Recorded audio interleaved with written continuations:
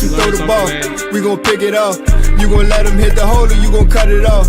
You gon' play through 4th and long or you gon' punt it off. Your defenders, heavy hitters, put your pads in. Don't be looking for the ref, no flags in. Keep the helmet on, keep the cleats tight. You the type to want to win by any means, right? You should look alive. This is Trap or Dive. Yes, sir. Welcome back to another Trap or Dive podcast. I am your host, Mual, Jamal Forrest, man, here with the fellas. AJ and Dre is in the room. Let's get the administrative items out of the way right quick. As always, man, if you are tapping in, make sure you're good over there. As always, if you are tapping in on YouTube, man, hit that like button, hit that subscribe button. We definitely appreciate that. On the same thing with the Twitch and Twitter, we definitely appreciate you over there. But if you can migrate over to YouTube, you know, we appreciate it, man. We need the numbers over there on the YouTube side. But watch however is convenient for you. Audio side, man, hit the button. You know what time it is. Hit the follow, rate, and review. It takes 10 seconds to do so, and it's free to show you support. That way, we always appreciate it. And you know, this show is brought to you by Underdog Fantasy, promo code Trap or Dive. We're gonna talk about that later. You know what time it is. AJ, Dre, what's going on, man? How y'all feeling? Feeling. Go ahead, Dre. Hey, I feel good. That's all I gotta say. I feel great. NFL season's here. You feel I know you got them lays in. I know you got them in. Hey, I know. You feel good like James Brown? Like, I feel good. Nah, I ain't doing all that. I think you feel that good. Nah, man. You had yourself a nice little vacation. Are you still out there? Yeah, I'm still out here in Medellin. Get back tomorrow. Great week ahead of us. You know, Santana Moss going into the Ring of Fame against the Giants on Sunday. So we got a lot of things going on. Got some cool merch coming out tomorrow for the fans to be able to go and purchase in celebration of the Ring of Fame. Family and friends coming in town Saturday with ownership group. And then Sunday, you know, name that goes up in the, I don't know if you can't call it rafters, but goes up in the stadium as being honored against some sorry New York Giants that we're about to talk about with our. I host won't like that. I guess won't like that. I'm about to say now that's one way to intro the guest, man. But for those who are wondering who the fourth man is, he is a friend of the show. We're welcoming him back for the seventh. I said seventh. Several times. I don't even know the right word to say it. Anyway, Nick Falato of Big Blue View and Big Blue Banter podcast. Let me know if I got that part right. But yes, Nick Falato is joining us, and he's here to help us break down things from the Giants side. Creative intro by my friend AJ Nick, but how you feeling, man? I'm doing well. Thank you for having me, fellas. Good to see you again, Jamal. We had a little bit of a cross episode. He joined the Big Blue Banter podcast earlier to talk about this upcoming matchup, and now we get to see a improved New York Giants team. But are they improved enough to actually take down Washington? I think that's the big question, especially on the road. Well, let's actually dive into it, man. Straight New York talk. I think for Washington, part of our conversation, one of the things you asked me about was the perception of New York going into obviously this game on Sunday. But I would ask you to start things off. Like, what are some of the things for New York that you think has improved on paper, but also things that you are like on the confidence side? Like, I really like what they've done in these aspects. We can start from there. Yeah. So the pass rush has been a major talking point throughout this offseason, but even more so than that. And I think it's just the collective sigh that, and again, not to kick the guy, but that Daniel Jones is no longer the New York Giants quarterback. Now, I know Daniel Jones has had his games against Washington, but that was really the only team he picked on for a while, was against the Washington Commanders. New York Giant fans, we got a little bit tired of seeing the quarterback just check down and be very reluctant to pull the trigger, not throw with anticipation, throw basically just a hard football to catch, not really have a lot of touch or pacing on his passes. And now that there is a veteran in Russell Wilson, albeit he's 36 years old and he has his own limitations, Giant fans are hoping that the offense can improve to at least league average, or maybe I should say at most league average, which would be a significant upgrade over the 32nd, the 31st, the 30th, and the 28th ranked offense that they've been over the last 6 seasons. So that would be, I think, the primary reason why there's some optimism around the New York Giants. And then there is the pass rush, and it's just a new season in general, and the fact that the Giants actually have a long-term plan at quarterback in Jackson Dart, who will more than likely, I can't say that. I was going to say more than likely not see the field. I think there will be some packages for Jackson Dart. We're going to see him on the football field in the red zone. I think Mike Kafka will use him creatively, but ultimately it's going to be Russell Wilson's team. You're going to predominantly see Russell Wilson as the quarterback. But overall, those would be the two things that New York Giants are optimistic about, is Russell Wilson and a new quarterback and the overall pass rush. But my main thing is, can Russell Wilson get the Giants offense on track enough to force a competitive game where the pass rush can actually pin their ears back and go and get Jane Daniels and go and get the opposing quarterbacks? And can the Giants stop the run enough to allow 3rd and 5, 3rd and 6 situations so Kayvon, Abdul, Dexter Lawrence, and Brian Burns can pin their ears back? Those are questions that remain to be seen. So I just want to ask a quick question, because I'm like, as you being a Giants fan and covering the team, why would there be a package for a Jackson Dart? I mean, it's not like we're talking about like a Jalen Milroe or like a Lamar Jackson here. Like, why would you take your starting quarterback out of the game who can essentially create on the run as well to put in another quarterback that can do the same thing? So I think they are two separate quarterbacks by style and from what we've seen in the preseason. Brian Daboll and Mike Kafka, I believe they want to have packages within their offense that are more college oriented, or at least what we see in contemporary college football. A lot of spread concepts, RPO, work those linebackers or second level defenders, get their brains ticking, and then use the bubble screens and get the football out of the hands of the quarterback in a quick and precise manner. Whereas Russell Wilson's offense, I think it's going to be a little bit more play action, drop back, 12 personnel, condensed. I think Jackson Dart might be a little bit more spread. And Russ is 36 years old at this point. I don't think they want Russell Wilson running too much, taking hits. I don't think they want Jackson Dart taking hits, but he is much more apt to run successfully. And I only think this is going to happen to throw curveballs at Washington, maybe try to exploit some matchups at the second level with Washington to get Jackson Dart in there, because Jackson Dart is the inevitable quarterback of the future for the New York Giants. I don't know if that inevitability is going to come in 2025, but Brian Daboll alluded earlier this week that there might be some packages for Jackson Dart, or maybe I should say the Giants beat reporters asked questions in a manner that backed Brian Daboll into a corner to where he essentially said, yeah, that could happen. Okay. So yeah, that wasn't my real question. It just came up in what you were speaking of. But, I don't really want to dive into the quarterback conversation too much there. But I know that you mentioned like the defensive line, and that's kind of like one of the main reasons why some people believe that the Giants could be competitive in this game and a lot of games, due to the fact of now adding Abdul Carter to go with, Dexter Lawrence, Brian Burns, and Kayvon Thibodeau. But one name that doesn't get mentioned as often is a recent draft pick, which is Darius Alexander from Toledo. How do you feel about him and how he could possibly be viewed and revered within this actual matchup Sunday against the Washington Commanders? I'm not expecting too much from Darius Alexander, and I loved his tape coming out of Toledo. It's more so he got hurt in OTAs and minicamp, and it was a really slow start to training camp. You started seeing him play deep into the fourth quarter of a lot of games, and you say, oh, maybe that's because he's just a rookie, and that would make sense. But when you watch the tape, he's getting stuck on blocks. His feet are not active. His ability to separate from a block shedding standpoint was problematic, and he looked a bit slow. And that's not what I saw on his Toledo tape at all.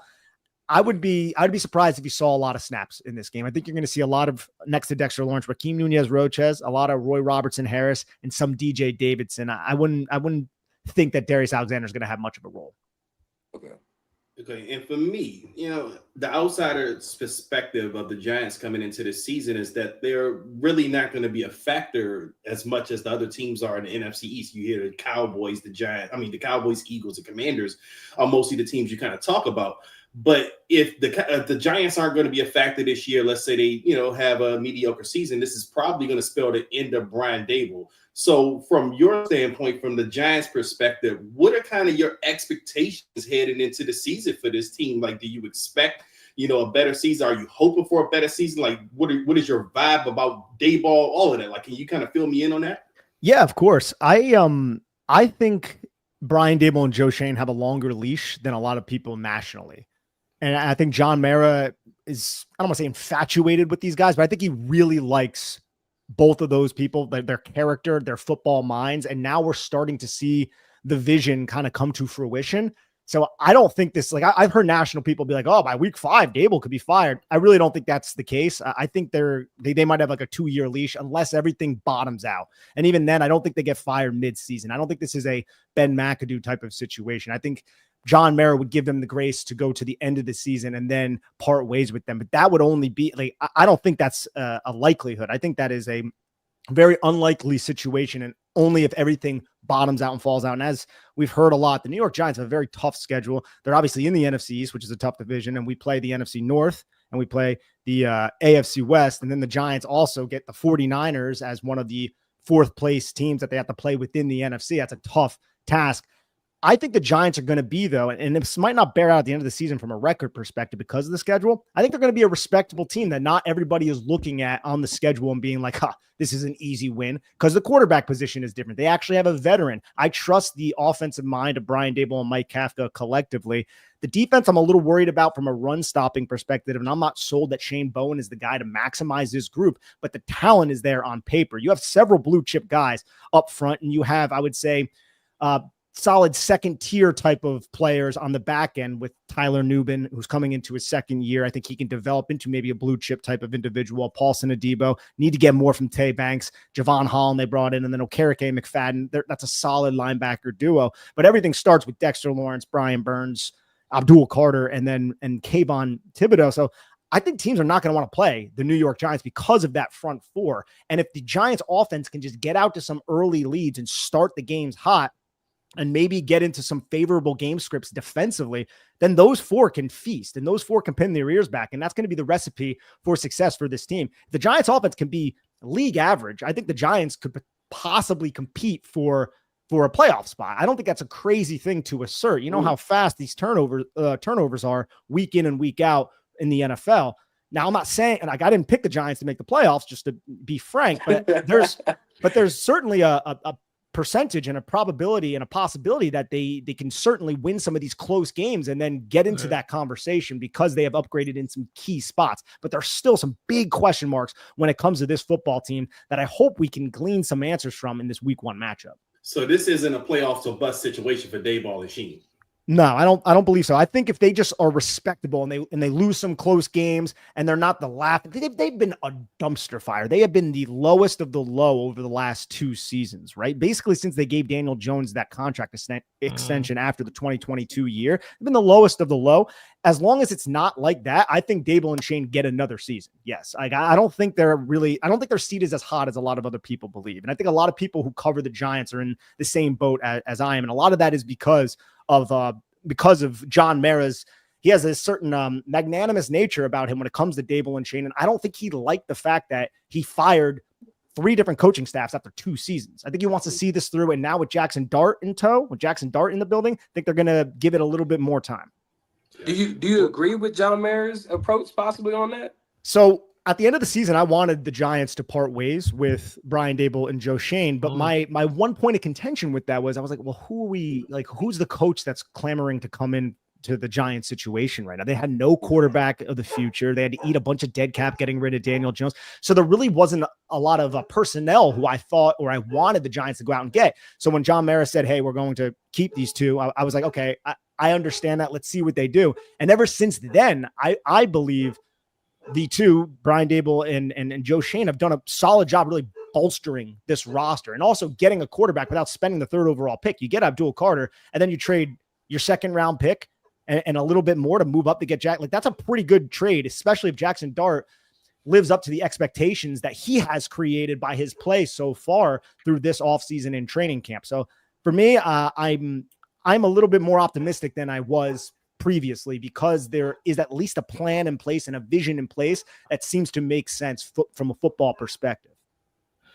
I'm actually glad that because one of my follow-ups was actually how you personally felt about Dayball and crew. And yeah, that's really interesting, because I'm a fan of Dayball.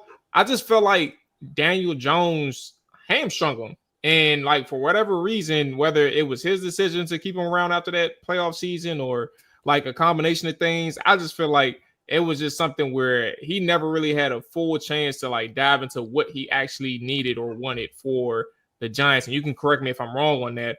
But my question also would be just about Malik Neighbors, year 2. What is the conversation around him? What do you think the type of impact he can have for this Giants offense and his sophomore second season for the team, and obviously how that translates to the week 1 game? Yeah, so I agree with your assessment about Dable. Now, there's been a lot of I would say strange things that have happened to the New York Giants since 2022 internally with the building, with Wink Martindale parting ways. You had positional coaches kind of taking shots at Brian Dable. You had some players like Xavier McKinney taking shots at the coaching staff. So there's been some managerial aspects of Dable that I question, and some in-game things, but ultimately the quarterback did hold him back. So we should evaluate Dable with a different quarterback. So I agree with what you said there, Jamal. Now back to your question about the New York Giants and Malik Neighbors. I think Malik Neighbors at the end of this season could be thought of in the same tier as Jamar Chase and Justin Jefferson. I think he has that type of talent, that type of skill set, that type of upside. We saw that at LSU. And for those who are unfamiliar with Nick, I just had to make sure that the viewers knew, like, Nick is like a deep diver in the tape too. So like, he's really locked in on like the details of things. That's all I wanted to say. Continue. No, thank you, Jamal. And yeah, so I loved his LSU tape, and I loved Jaden Daniels when he went to you guys. I was like, oh my God, I can't believe we got to deal with this freaking guy. It was terrible, but as a New York Giants fan, great for you guys. But getting Malik Neighbors at 6, I was ecstatic about that, because it wasn't from a Daniel Jones perspective. It was for like the Jackson Dart perspective. It was for the next guy, because by the time the next guy assumes the heir, back then it was the heir, then Malik Neighbors should be him, or at least the player that I expect him to be. And that's somebody who is going to dictate coverage defensively, somebody who's going to force cloud coverage, force safety rollover to create one-on-one matchups for the other players. And he could still win those one-on-one, or he could still win those double teams, which we saw last year with Daniel Jones throwing the football. The contested catches that Malik Neighbors was able to come down with as a rookie who was battling through injuries, it was fantastic. It was phenomenal. So I think the sky is the limit. I think he has an incredibly high ceiling. And I think by the end of this season, he'll be might be, if he stays healthy, in the top 5, in the top 5 wide receiver conversation in the National Football League. That's how high I think of Malik Neighbors. Yeah, I'm a big time Malik Neighbors fan. I actually think that he is the number 3 best wide receiver in the NFC East. And I think two could be a toss up between him and CeeDee Lamb, even though he hasn't been doing it for as long. But I would ask you, with this matchup happening Sunday, who else on the roster from an offensive standpoint, Giants-wise, should Washington fans be concerned of having a possible breakout game or being impactful? A breakout game. So I think a lot of this is going to depend on what Dan Quinn is going to do defensively to try to take, because it doesn't look like the Giants are going to have Andrew Thomas, their star left tackle, and it's going to be James Hudson, a player the Giants signed from the Browns to a $6 million a year contract, who had a rough training camp. So that could definitely be something to Dan Quinn could target.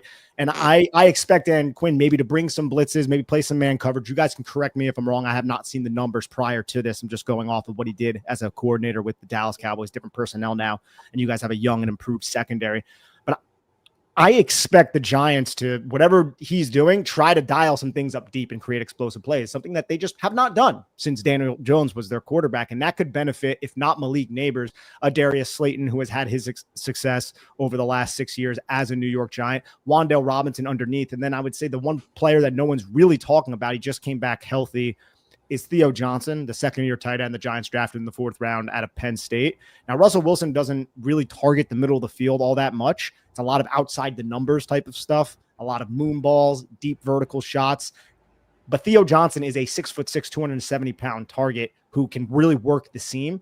And if the Commanders do want to play split safety looks to go over the top of the vertical outside the numbers type of passing attack the Giants might attempt to establish early on, then Theo Johnson is going to be in the middle of the field running up that seam. And I think he is a player that not a lot of people are on right now that I know inside that building the New York Giants love. And he does have a lot of potential. He tested like an elite athlete. I think he plays like a very good athlete, and he's an exceptional blocker with a 270-pound frame, as I mentioned previously. So he's a name to monitor. Underneath Wan'Dale Robinson, you have Tyrone Tracy Jr., who's going to be the primary running back since Cam Scadaboo missed most of training camp with a hamstring injury. Devin Singletary might work in a little bit as well. But from a deep perspective, Slayton, but Theo is the name I would watch for. Okay, so looking at the Giants, we obviously talk about the strength ad nauseum, and that's the pass rush. I mean, that terrifies us. We've seen it over and over. But from a New York Giants standpoint, what would you say is your biggest area of concern coming into the game, or maybe your biggest area of mystery coming into the game against the Commanders? Concern Jaden Daniels. Jaden Daniels is I absolutely love everything that he offers the Washington Commanders. He stepped in, had so much poise right off the bat, led your guys' team to an NFC championship. Like that is to an NFC championship game, I should say, but that is elite type stuff. So I am concerned with how Shane Bowen is going to scheme and stop Cliff Kingsbury. I was very critical of Shane Bowen in week 2 last year, even though he held Washington touchdownless, but they kicked 7 field goals and the Giants didn't dress a practice squad kicker, and Graham Gano got hurt on the opening kickoff, so they couldn't kick any field goals and they ended up losing the game. It's terrible from a Giants perspective. Thanks for that. We needed it. It's terrible. Like we were collectively losing our minds over here in New York and New Jersey when that happened. But stopping Cliff Kingsbury, it's going to be a horizontal passing attack. Get the football, Jane Daniels, get it out of his hands. They're probably going to attempt to run the football. And again, I question the Giants' ability to fit the run, to stop the run, especially if they want to run a lot of these cover 4 quarters, palms, looks where there's 2 safeties high, expecting to cheat down into the box a little bit to try to get a mathematical advantage and to gap themselves out if they can. But this is a different defensive structure than what Wink Martindale ran, where Wink Martindale gapped out all the time. So like 5 guys on the line of scrimmage. It's going to be even front, and you're going to need your linebackers and your safeties to fit. And if the linebackers are a little bit slow to do that, which they were last season in this defense, it's going to be a problem. And I think it's a problem that can be exploited, especially with the RPO and the zone read game that Jane Daniels offers. Because one of the things about Shane Bowen's defense when they align wide is that backside pursuit defender. If it's Brian Burns, he crashes so quickly. But if you have Jane Daniels there, he needs to respect Jane Daniels and through the mesh point. And that's going to give Washington a little bit of an advantage when it comes to rushing the football. And when it comes to the RPO and the bubbles and stuff like that, that's what we saw a lot in week 2. So I want Shane Bowen to press up to the line of scrimmage a little bit more. It's going to behoove the Giants' second-level defenders to rally and tackle on those horizontal hitters and force those 3rd and 5, 3rd and 6 situations to where they can then go and rush 4 or possibly simulate pressure and rushing 4 or blitz and get after Jane Daniels. But I'm worried about Jane Daniels. And as for a mystery, I guess it would be Washington stopping the run. And I don't really know too much about Washington's run defense right now because for so long, I'm right there with you. Yeah, for so long, I was just like, dude, they got Deron Payne and Jonathan Allen. I'm like, you're not running the football in the A-gap with these 2 out there. But now Jonathan Allen's not there and Javon Kinlaw's there. And my understanding of Javon Kinlaw, I haven't grinded through his all 22 tape, is he is definitely a much lesser player than Jonathan Allen when it comes to fitting the run. So if the Giants can run the football effectively, work the play action, I think that puts their offense on track to possess the football and then keeps the game relatively even to where the Giants pass rushers can then hopefully have more of an impact against Washington's offense. We can't have Washington take a big lead right off the bat. So both of these offenses are going to look to more than likely establish the run. I think the Giants are going to do that and then attempt to take a shot over the top to soften the defense and also be like, hey, we're here. We have a different quarterback now. He can actually throw a deep ball and is not reluctant to do so. Hey, Nick, as always, man, I appreciate you. And of course, I gave you my prediction earlier. I'm going to save mine for later in the show today. But we need to know what your prediction is. Who do you got winning? And what's the score? Yeah, so I have Washington winning this football game. And it was the same score you had, man, on the Big Blue Banter podcast. It's 24-17. I think it's going to be like the Giants could drive and win the game at the end. I think it's going to be a closer game, but I'm scared about stopping Jane Daniels. And I am also afraid of the Giants' ability to stop the run. They need to prove these things. Now, again, like I'm not trying to sit on both sides of the fence. Like I can see the Giants winning this football game too. I can see them pulling off this upset and starting this 2025 season off on the right foot. But without Andrew Thomas there, I think that could hinder their protection and what they're able to do. Keep a tight end tight, maybe limit their offense a little bit. Russ is not the same Russ that he's been in the past. I think that could slow him down. And I've already mentioned it like 4 times, but the run defense on the Giants side is something that concerns me. And I don't know who's going to be your guys running back, but I know Cliff can dial up a solid running game. At least that's what I saw from the 2 matchups against the New York Giants last year. So I have Washington winning 24-17. So is it a conclusion? I was just going to ask real quick that Andrew Thomas won't be playing this. Are you all kind of prepping for that? We're prepping.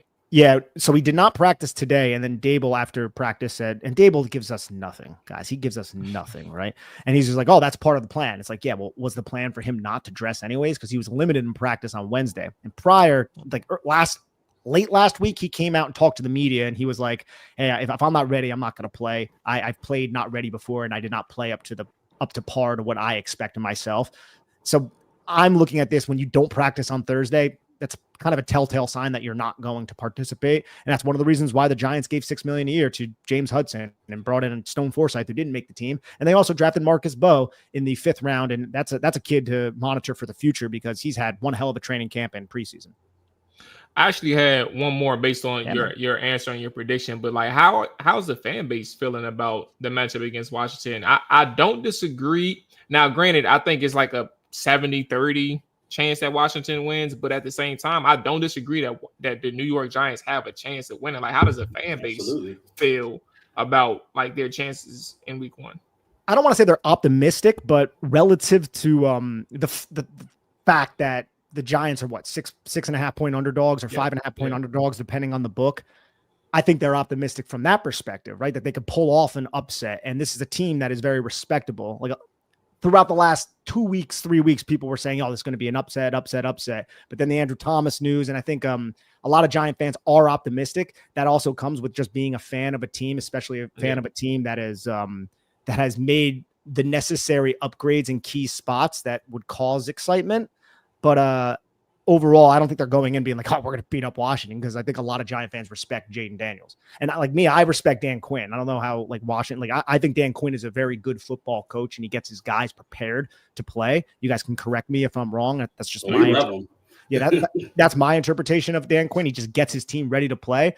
And I'm not saying Dable's not that, but he has not proved that at a consistent rate. Now, he's been hamstrung by Daniel Jones and some other factors, but I still want to see that. And this is a road game. I'm pretty sure you guys are going to be very hungry too. That could be the hangover from the NFC, but like still, that's one of the reasons why I am going Washington. But to your point, Jamal, I can see that upset as well. And a lot of it depends on, can the Giants offense just keep up and allow the defense to feast? And if that can happen, then we might have an interesting game well into the 4th quarter.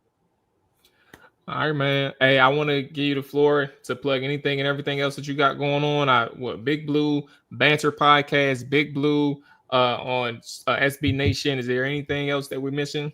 Yeah, the Big Blue Banter podcast. That's myself and Dan Schneier. Big Blue View is where I write about the New York Giants. And you can just follow me on Twitter at Nick Falato. That is Falato. And thank you so much for having me, guys. It was a lot of fun talking shop.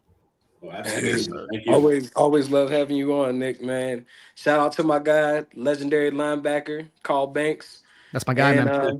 And hopefully when we do this again, because of course we play again, we'll be talking about Washington going up 2-0 in the series for the 2025 season. Possibly, guys. Hey, thank you so much for having me. Best of luck on Sunday, boys. I appreciate it. Sir, enjoy the game tonight, man. Peace, man. All right, peace. And there is Nick Falato, and boom, there we go. Nick Falato of SB Nation, Big Blue View, Big Blue Banter podcast. All right, so let's go ahead and get into the Commander side of things right after we talk about them folk at Underdog Fantasy. So, Underdog, man, let me tell you something about Underdog. Football is back, and Underdog is the best place to make picks and win money all season long. Playing on Underdog is easy. Just pick whether you want your favorite players to go higher or lower on stats such as touchdowns, passing yards, receiving yards, interceptions, and more. I'm going to tell you what. Now, granted, let's keep in mind we have already issued out a couple plays already for both. If you listen to all 32 side as well, for both the Eagles Commanders. I mean, tripping. Eagles Dallas game, and then Friday's game, Kansas City and Chargers. There's one more that I have for us this week, and it goes as follows. It's a 5-pick play. We're going to do George Pickens higher rushing receiving yard touchdowns. Excuse me, let me rephrase that. George Pickens higher rushing and reception touchdowns, not receiving yards. Right? That's at a 0.5. We're going to do higher on Saquon Barkley's rushing and reception touchdowns at 0.5. We're going to do Dak Prescott, 248.5 passing yards. We're going to go higher. We're going to do CeeDee Lamb, higher, 6.5 receptions. And then Dallas Goedert, we're going to go higher, 3.5 receptions on Dallas Goedert. That's 5 picks. Let's go ahead and make it happen. Listen, download the app today and sign up using promo code TrapperDive to score $50 in bonus funds when you play your first $5. $50 in bonus funds when you play your first $5 using promo code TrapperDive. Millions of fans have already won, billions making picks on Underdog. Will you be next? I sure hope I do, because I need the money. I mean, I just bought it. I bought an AC unit. That don't tap in my pockets, bro, like crazy. I need to be the next billionaire. But Underdog, make picks, win. Become a billionaire. Yeah. You know who that is, man. Make that deal. But Underdog, make picks, win Be 18 money. plus, 19 plus in Alabama and Nebraska, 19 plus in Colorado for some games, 21 plus in Arizona, Massachusetts, and Virginia, and present in a state where Underdog Fantasy operates. Terms apply. See assets.underdogfantasy.com/web/play and get terms _DFS_.html for details. Offer not valid in Maryland, Michigan, Ohio, and Pennsylvania. Concerned with your play? Call 1-800-GAMBLER or visit www.ncpgambling.org. In New York, call the 24/7 Hope line at 1-877-8-HOPE-NY or text HOPE-NY 467-369. Mute it. There you go. And back to the show. Shout out to everybody that's live, man. Make sure you hit that like button. Make sure you hit that subscribe button if you are new. I appreciate you all checking in. Again, shout out to Nick Falato for joining us and breaking down the Giants side of things as we get ready for this Commanders game, week 1 season opener. All right, so fellas, we heard from the Giants side about how they're feeling, their strengths and weaknesses, at least on the surface, going into week 1. I think week 1 is so tricky because, first off, I think that Washington is in a position where, like, you see all the players that's been, like, the turnover, right? The roster turnover, and for better. But, like, it's still new people in plenty of places, and you just don't know how things are going to work off rip.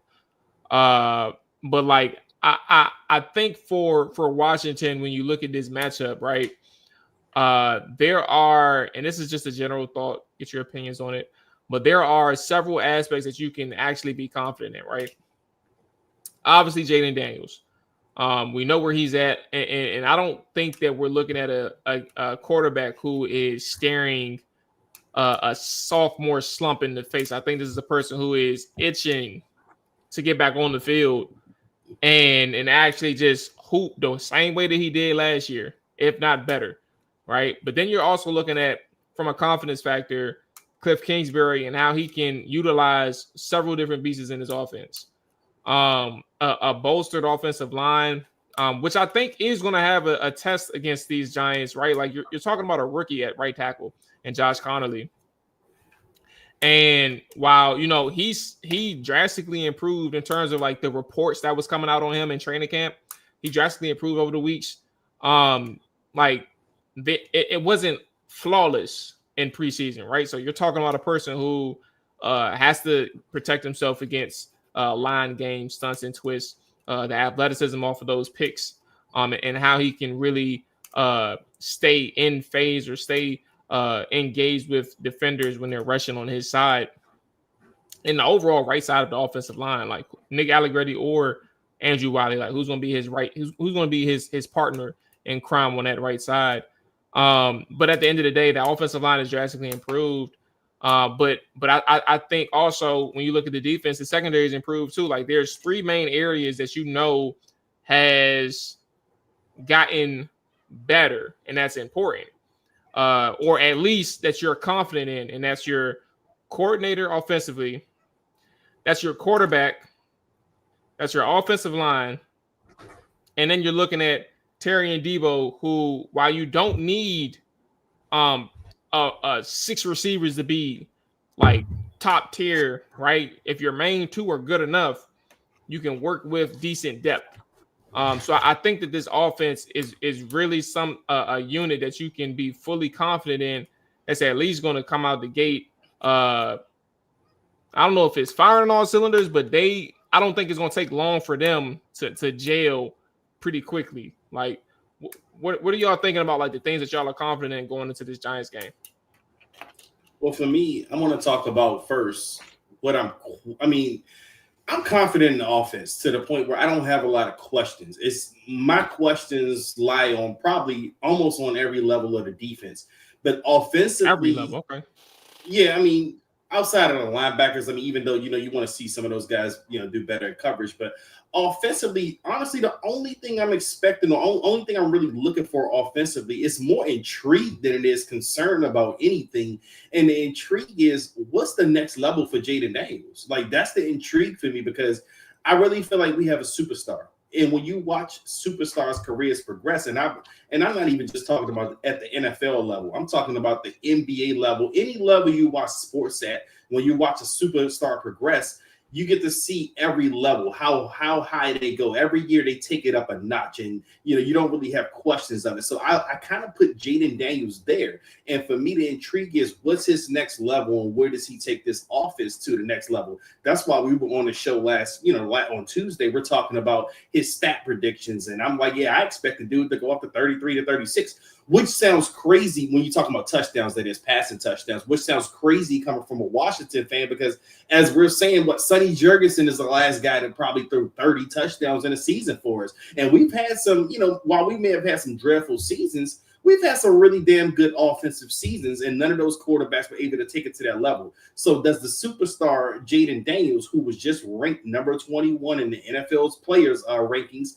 does he take it up that next level? And what does that look like for the rest of the offense? Like, what does that look like with Cliff Kingsbury? So that's the intrigue I'm looking for when I'm watching, and when you have a superstar like Jaden Daniels, it's not just about Jaden Daniels and what he can kind of produce for himself, but it's about how can he elevate everyone else around him. And that's what makes the offense exciting to watch, because now you're like, okay, Debo Samuel, he's with a superstar quarterback now. Terry McLaurin is in his first year of his career, going consecutive years with the same quarterback, and this is supposed to be the superstar quarterback.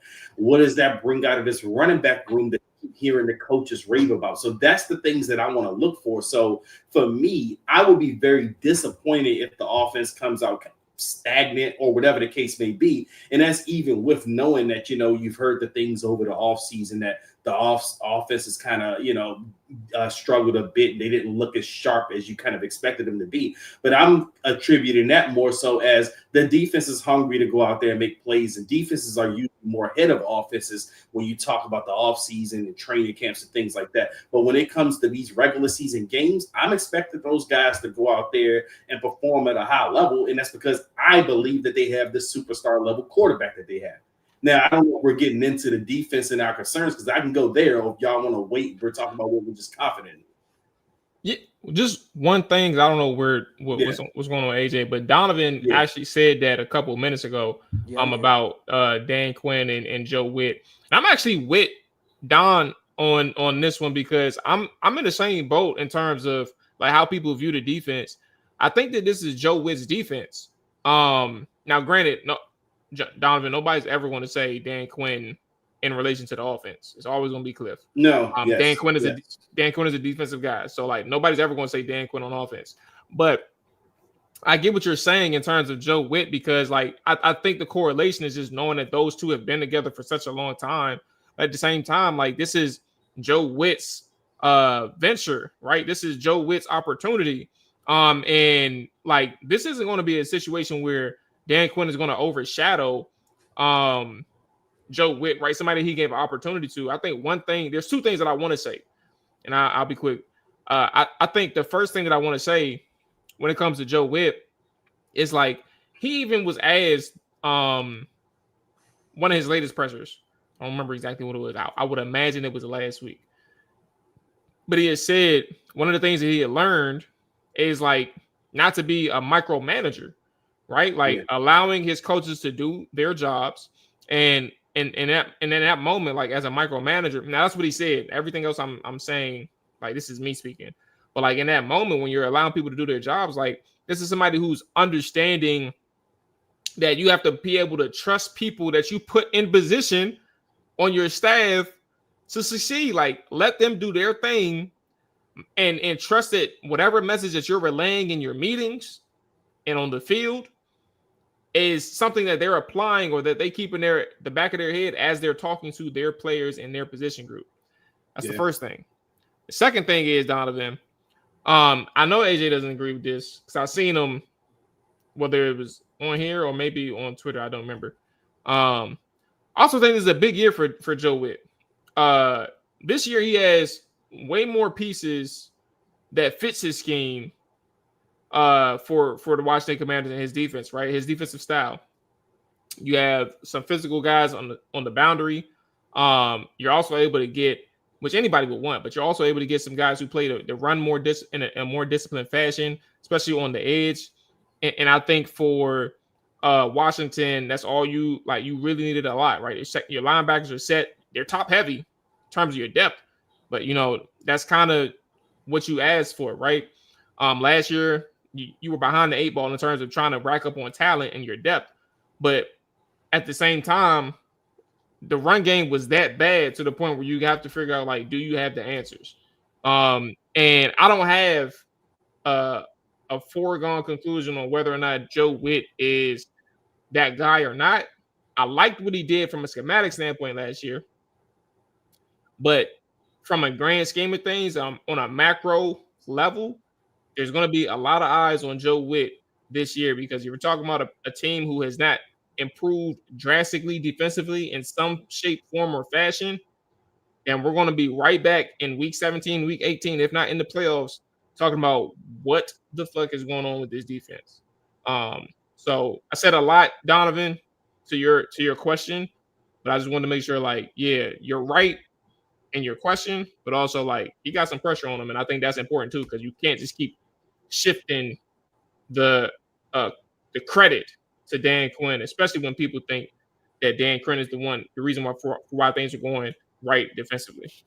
Yeah, I mean, I think Donovan, your question is a fair one, but I think a lot of people don't realize that Dan Quinn is essentially in the role of Ron Rivera. He just does a way better job of managing shit. That's really what it is. Dan Quinn is not calling any plays. He's not. He's not calling. You good, Anybody AJ? else hearing that? No. I just hear your mic is going in and out. I'm hearing the Underdog Fantasy disclaimer. I don't hear that at all. Yeah, I don't hear it. Yeah. I'll just talk over it, but that's what I'm hearing right now. But yeah, I just think that a lot of people don't realize like he's managing the overall coaching staff, and that is what he's doing. I think Joe Witt Jr. will have a better season because they're able to understand what they're truly trying to do from a schematic standpoint. I love the way that Joe Witt Jr. was flexible and versatile within being able to adjust on the fly during games, during weeks.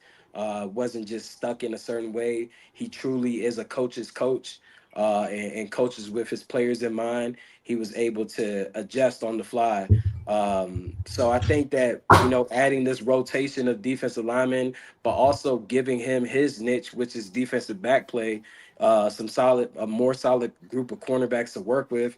I think that we will see the best of Joe Witt Jr. This upcoming season. And I think that more people will hear about his name being mentioned in coaching cycle carousel. I think that he probably ends up leaving before Cliff Kingsbury if this team ends up doing a great job of how they call their plays and also how everything looks. Because I mean, they have an opportunity to take a big leap from a defensive standpoint with the roster that they put together, and yeah, that could go a long way for this Washington unit if they can match the same energy that the offense is bringing from a production Look, standpoint. I like that Jordan McGee's back.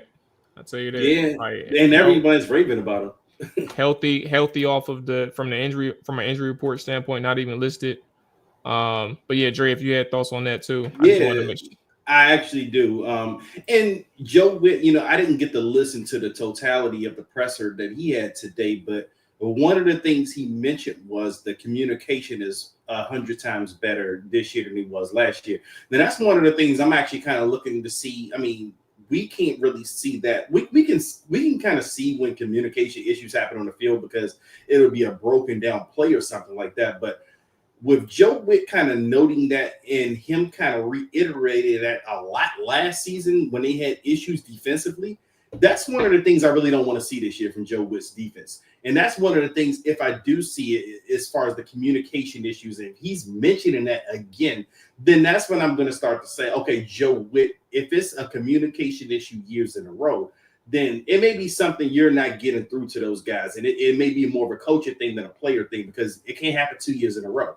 But I'm willing to give Joe Witt a benefit of the doubt because, yeah, obviously you're still working with a roster that you're not really comfortable with last year, especially defensively. You're missing a lot of pieces. Now, you still don't have, ideally what you probably would like to have on the defense as far as pass rush wise. And that's one of the questions I have going in. I want to see how these guys get to the quarterback this year. I want to see if they're able to get to the quarterback with 4 guys and not have to rush or blitz, multiple guys. But if you do have to blitz those guys, we want to see if those guys can get home. So that's one of the things you want to see from this defense. If you can't get home with 4, can Joe Witt manufacture exotic things to make the quarterback uncomfortable for the other team? So that's one of the things I'm looking for. And obviously I want to see what that secondary can do. I want to see if the communication issues, like I've been mentioning, if they're kind of gone, because a lot of those communication issues, from my understanding, came from that secondary unit. So you want to see if that's cleared up. You want to see, outside of Bobby Wagner, who kind of emerges as a leader on the field. We've been hearing Quan Martin's name a lot.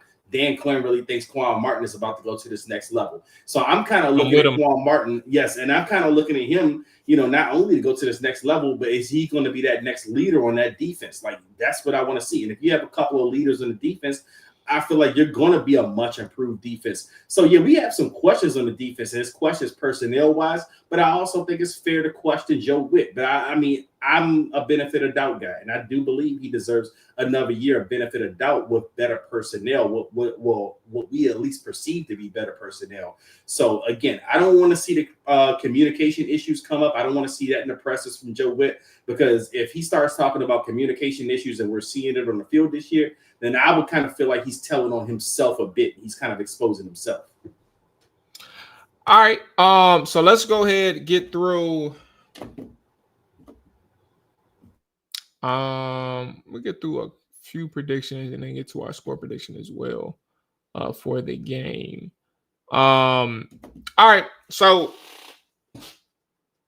for Washington, I think let's kind of see where we are with Jaden Daniels and in this offense. What do we think it's going to take for them to be successful offensively? I'll start. And I think for Washington, I think the trickiest thing, and I said this earlier in the show, but I think it's a real deal. Like this, the way that the turnover has been on this roster, there's just some things that you just don't know yet about what this team is going to look like in certain positions. The defensive line is a big deal, right? Now, and while I'm fully confident in what the cornerback position, the secondary is going to look like, we technically still don't know because that's entirely they flipped that over as well. Offensively, same thing in terms of the running back group, right? In the offensive line, like how do you gel in the run game? And my main thing in terms of how to beat New York, obviously it falls on Jaden Daniels first and foremost. Like, do your thing, bro. But at the same time, you got to find somebody in that running game. While they're going to probably go by committee, and maybe even I think Eckler, who's going to take the bulk of things in week 1. You got to find somebody who can really tote the rock and give you that consistency in the ground game. And I don't know where it's going to come from, but at the same time, with the New York Giants, whether it's Jaden Daniels, whether it's a running back, you're going to be able to you're going to have to be able to establish runs on the perimeter and the interior. And I think for Abdul Carter, a rookie who is about to get baptized, not in a bad way or a good way, but like baptized his first NFL game. I wouldn't be at all surprised if Washington found ways to identify which side he's on and target him in the run game to make him defend the run, set the edge, however which they want to line him up. But you got to find a way to establish that ground game, especially against this type of team, right? But then also like that Debo Terry connection, that Debo Terry combination at receiver is something that I think can really have an opportunity to break out in the first week of the season as well. You're just gonna have to play off your strengths. And I think Cliff Kingsbury will have an idea of how to do that. But more importantly, ground game for me, and test that defensive line, especially a defensive line that is very strong in the pass game versus the run. Yeah, I mean, I think that the weather is also calling for rain on Sunday, from what I'm saying. I mean, that's just me looking from my app. I'm not in the country, so I don't know if that's a different time on Sunday for the game. But I would just say, protecting the ball. And you mentioned something about attacking a certain side of the ball. I think that if a James Hudson is at left tackle versus an Andrew Thomas, that is a huge deal. You can overload that side and getting after Russell Wilson and flush him outside. I think it's a big opportunity for us as fans to even see a Luvu and a Von Miller pass rushing the quarterback at the same time. I think those are advantages from a pass rush standpoint, but everything starts with this team with stopping the run. It's going to be huge to see how Javon Kinlaw and Deron Payne and the rest of that group work together as far as stopping the run, along with Dietrich Wise and Dorrance Armstrong. But yeah, you definitely want to see how this offense gets started as a collective. I'm already kind of open to the fact that things might start off slow first half for both units, just because you got to get back into the groove of playing regular season football and getting all these snaps. But yeah, I think that Washington has the opportunity to truly attack Russell Wilson, the quarterback, and put up some points early to where their guys can pin their ears back and truly pass rush and get after the quarterback. I actually got 3 keys to the game. And JB, I think you do coke or crack. You do something. I knew that was gonna get for those that's listening. JB put in the chat: Terry McLaurin 14 TDs, Debo Samuel 7 TDs. JB, don't worry, man. I don't think you're doing crack, bro, but you're doing drugs. Just the optimistic thing. Whitney Houston said crack is whack. You might be drunk. He is like Terry McLaurin. We'll give him that. He likes Terry McLaurin. But no, I got 3 keys to the game. My first key is I'm with Mual. You have to be able to run the ball in this game because we already know what the Giants want to do defensively. They want to get after Jaden Daniels. They want to make life uncomfortable for Jaden Daniels. You have to be two-dimensional in this game. You can't be one-dimensional, and that's just the Jaden Daniels show. Like, you have to be able to run the ball, and I don't think it has to necessarily be one player that proves he can run the ball. I think you have to just show that as a totality, as a team, you can go out there and beat these guys on the ground, and once you do that, then everything else opens up. The Giants can't just sit back and tee off on Jaden Daniels, just send everything, but the catch is sink at Jaden Daniels. So definitely you want to see the ground game get established, whether that's Jaden Daniels, whether that's Austin Eckler, whether that's Chris Rodriguez, Bill McNichols, whoever is getting the ball. You want to see those lanes open up. You want to see them bully the Giants defensive line in that standpoint. You want to see them wear those guys down, because that's how you wear a pass rusher down, is you bully them in the running game. And I do think Cliff probably understands that. So that's one of my keys there. My other key is something that we almost lost to the Giants too when we keep talking about that week 2 game to open the season up last year. When we talk about Washington not scoring any touchdowns, they kicked field goals the whole game. Well, one of the reasons they were kicking field goals that whole game was because they made a lot of stupid mistakes and penalties and undisciplined mistakes. Always in the red zone. Yes, those red zone penalties. And that kind of, not just the red zone, but the undisciplinedness was kind of rearing its head in the preseason. Like, we've seen that from this team. Even though we didn't see the starters a lot in the preseason, we've seen some of that undisciplined play and some of those mistakes in the preseason. And you just hope that doesn't carry over to the regular season, because I do believe if you're making those mistakes this game, week 1, you're going to keep the Giants in the game. And that's the last thing you want to do. The last thing you want to do is keep a team in the game that you feel you're better than, and make them feel like they have a chance to beat you, because after a while, they're really going to feel like they can beat you, and it's going to be anybody's game at any point. So please come out and, just play disciplined football. And this comes from a coach's standpoint. I love Dan Quinn. I'm a huge Dan Quinn fan, but if you come out there and you play undisciplined football, when you kind of know that this has kind of been a thing that's been an Achilles heel for your teams in those bad losses, then that's going to say to me, Dan Quinn, you have to get this team to start really responding a little bit better to something, because they're playing undisciplined football, and we've seen it over and over. So that's key number 2. Go out there and play disciplined football. Do not kill yourself, because I do believe this team is going to be able to get to the red zone when they want to, but they're going to have to finish these drives. And I think the only thing that can stop this team from finishing drives is this team itself, in honesty. Like, I think this team, the only thing that stops them this week is them killing themselves. And my last key of the game is something Joe Witt has been talking about. Last year he talked about it today.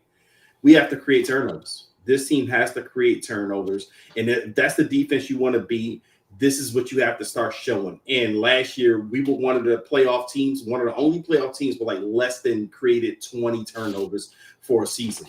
So if you want to be a team that's going to be contending this year, and you want to show that you're going to be a contender and a continual contender, you're going to have to go out there and start showing it from a defensive standpoint that we can create turnovers.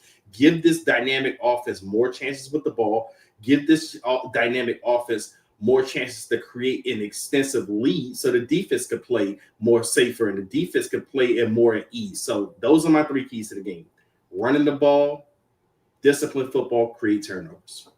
Yeah, ball is definitely life. I mean, if you've seen the success that Washington was able to have in the postseason, a lot of that was predicated off of being able to create those turnovers. Whether you look at, the forced fumble that Bobby Wagner recovered against Tampa, the game against Detroit when Quan Martin had his pick 6, Mikey had 2 picks? Yeah, but the big one in the end zone when they was driving a little bit. Yeah, but then when they played the Eagles, they were -3, -4. Yeah. So it's like those turnovers are a huge thing. So when they preach about the ball is life, it can go an even further way in the regular season if they can go ahead and flip the field and provide more opportunities to that offense. So that's definitely something I agree big time with Dre, and that's a key not just for the game but for the entire season. Yes, absolutely. Last thing I gotta say before we get into predictions, bro, if we lose to Russell Wilson, bro, y'all better be on. He do that damn dance, Mual. I'm not doing the show Sunday, bro. If I see, I'm about to say it ain't no trap or dive all next week, bro. If we lose to Russell Wilson, ain't no such thing as trap or dive for a whole week, bro. It's gone, bro. It's gone. I'm telling you, bro. I lost my shit when we lost to him last year, bro, and I had to watch that man dance. He did the 2024. It was the Carlton dance, the 2024 version of a Carlton dance that I had to witness him doing at Northwest Stadium last year. That shit can't happen again. We gotta spank them motherfuckers, bro. We gotta spank them, bro. But honestly, genuinely speaking, and I'm getting into our score predictions and MVP right now. I have a 60-40 lean that Washington will win by more than one possession. Like, I really genuinely do see that. Then predict it. Don't be scared, Mo. Predict it. Because Nick already told us you only got one score on him. You only got 24-17 is my prediction. But I think 24-17 is my prediction. 7-point game. Maybe they score like a backdoor. Not even backdoor because the spread is 6.5, but like a late touchdown to close it to one possession. Maybe like 24-10 with like 2 minutes left, or like with 4 minutes left. I don't know. But I think that 60-40 Washington has a chance to really like take over this game. Honestly, like that's how confident I am in the offense. And that's how confident I am in like the pass rush to an extent. Like I think Doris Armstrong this entire show, that's our first time bringing his name up. I think he has an opportunity to really like dive into like another year of development. He's on an injury report too. That's beneficial for Washington. Yeah, he's been limited with a knee injury. Him and Noah Brown.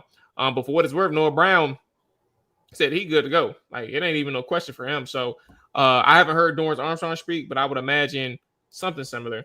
I don't know. But anyway, that's kind of where I'm at. 60-40 that Washington wins by more than one possession. But my official prediction, my score is 24-17. 3 tutties is good enough against the New York Giants in week 1. I think the MVP Debo. I honestly think it's gonna be Debo. Move piece, bro. I think his debut is gonna be pretty incredible for Washington. Yeah, I mean, I think when we get into the what do they call it, the nuts and crannies of the game. Yeah, I'm gonna go with Washington winning. I'm gonna say 31. I'm gonna say 31-13. I think that Washington gets the ball rolling. JD5 is a guy. I think that, Maul just said that he believes like MVP of the game is Deebo Samuel. I think a lot of people don't understand the player that he is. I think a lot of the fan base didn't see a lot of these San Francisco games and don't truly understand the playmaker that he is. But adding him to the mix with Terry McLaurin and what that offense did last year, I think it just opens up the field even more. And like I said Tuesday, I think that they want to test the Giants from a horizontal standpoint. I think that Debo gets a lot of touches in general from the screen game. I think Jalen Lane also gets involved in the screen game. Terry McLaurin gets involved in the screen game, but also some of those running backs as well. And I expect them to be a productive offense. And I think that Jaden Daniels puts on a show alongside the rest of them boys that he got to utilize in comparison to last year. And I think the defense holds its own. I think Malik Neighbors had a amazing game last year, but things are different. You got some corners that could truly play into your scheme. You feel like you can they're probably not going to have him travel, but I think maybe what they will do is try to avoid the outside some and have him line up in the slot at times going against Mikey. But I think Mikey will be more comfortable knowing what to expect. But I think that's the only thing you're really concerned about from a Giants standpoint offensively. I'm not concerned about Russell Wilson, not concerned about Tyrone Tracy Jr. Theo Johnson is a solid tight end, but that's not somebody that concerns me. I just think that this defense is going to get after it. The stunts, the pressure is going to be too much for New York to handle. And I think that Washington wins convincingly. And Ring of Fame honor to Santana Moss at halftime. Going to be a hell of a game. So, yeah, that's what I think. And can one of y'all check the weather for me? Cause like Oh no, I checked. It's scheduled. It shows rain on Sunday, but it doesn't show specifically like the what hour time? or time that is Yeah. going to rain. So it Okay. looks like at 1 o'clock that it's clear. Okay. So So yeah, I just think that Washington also has better numbers from a run standpoint. Even if Abdul Carter, Brian Burns, Dexter Lawrence, and Kayvon Thibodeau do their thing from a pass rusher standpoint, I just feel like Jaden can connect with guys outside of the pocket. He can still make those plays. And I think that's one of the most dangerous things. And I'm not really a fan of the Giants defensive coordinator, Shane Baldwin's play style, but I just think that it's going to be an amazing output from this offense. They might start off a little sluggish, but I think they get the job done. Like I said, 31-13. so who's your MVP? My MVP for the game, I will go with Debo Samuel at from the offensive standpoint, and then from a defensive standpoint, I will say the defensive line, Okay. including the Have pass you rushers, Luvu and Von Miller. have you taught your Medellin girlfriends Jaden Daniels and who they are, who I he is? said, Jaden Daniels. I said, ¿cómo estás? Sí, let me tell you Jaden about Daniels. Jaden Daniels, number 5. Jaden Daniels. Nah, Yeah. nah. Ocho, no, he's Honestly, cinco. Superstar. Cinco. I've Superstar. seen. I had a conversation with a guy at breakfast the other day, and he was just raving about Jaden Daniels out here. So, yeah, they know about him out here. They ain't got the jerseys and stuff yet, Superstar. but You but know the but they superstars. but they definitely know about him out here for sure. They're excited for football season to start, and yeah, I could say he's a household name at this point. All right. For me, and I'm in full blown homer mode, and I think I got a good reason to be a homer at this point. I think we are going to be rooting for a really damn good team this year. We got a damn good quarterback, and the Giants. I think Washington's coming out making a statement this week. And on the defensive side of the football, I think they'll make a statement. They're hungry. They're here to prove that we're not just all Jaden Daniels. We're not just all offense. So with that said, Washington, for me, I'm gonna up this up a little bit. I was gonna say 31, but I think AJ just said 31. So I'm gonna give him one more touchdown, and I'm gonna say one of those touchdowns come from the defensive side of the football. Washington wins 38-17 this week against the Giants. And I think the MVP, y'all pick Debo. I'm going with the MVP who I'm going to predict to be the MVP of the league this year, and that's Jaden Daniels. I think Jaden Daniels is my MVP this year. If Washington's going to be the team that I think they're going to be this year, he's going to put up those MVP type numbers. The league is going to get behind him. He's going to make a statement this week. Washington wins 38-17. They with one score either on defense or it's going to come from the special teams. And this is a statement game to go forward to that Thursday night game against Green Bay. Hey, I know you guys are gamblers, so would you guys gamble on an anytime touchdown from Luke McCaffrey? No, absolutely not.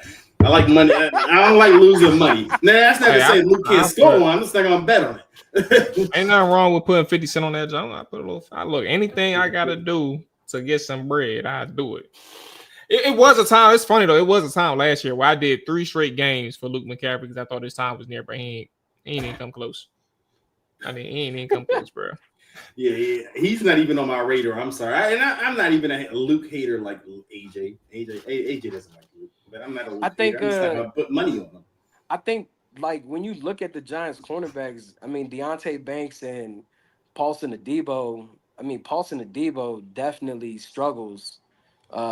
He could play corner, but he struggles with a lot of penalties. So it'll be interesting, and I think the only reason why some people even think this game could be closer is only because of the pass rush. But if you're whipping their ass, I mean, Cliff Kingsbury knows about that pass rush too. If we know about that pass rush, Cliff Kingsbury knows about that shit too. yeah, and I think that's why the investment of the offensive line was so imperative in acquiring a Lermy Tunsil and also a Josh Connolly, because it's about going against group of guys like this, the Eagles and other units.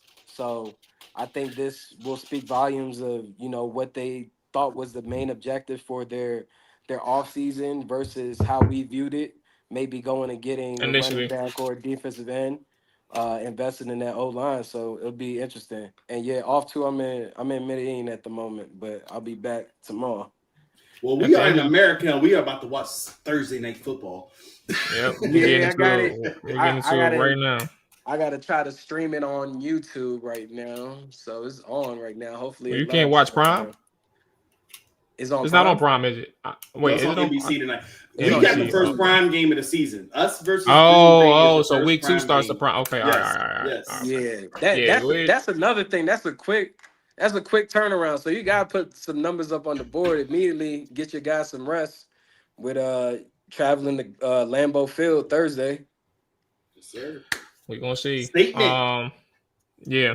But yeah, word of advice for anybody that's out there looking for any plays for whatever betting or gambling or pick website or app.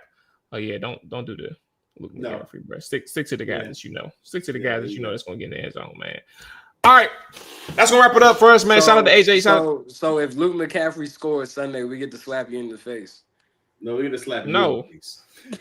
Yeah, sure. Yeah. It ain't me. That's gonna wrap it up for us, man. Hey, again, hit that like button, the subscribe button. But the game will be back post game immediately after them 000 on the fourth quarter for the New York Giants, Washington Commanders. Week 1, 2025 season opener, man. But take it easy, all that good stuff. Enjoy your weekend, enjoy the games, all that good stuff. We about here. Yes, Peace.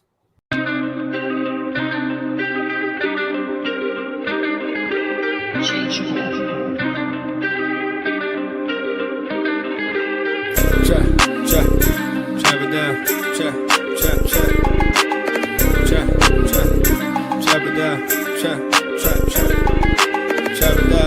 Chop it down. You gon' chop it down.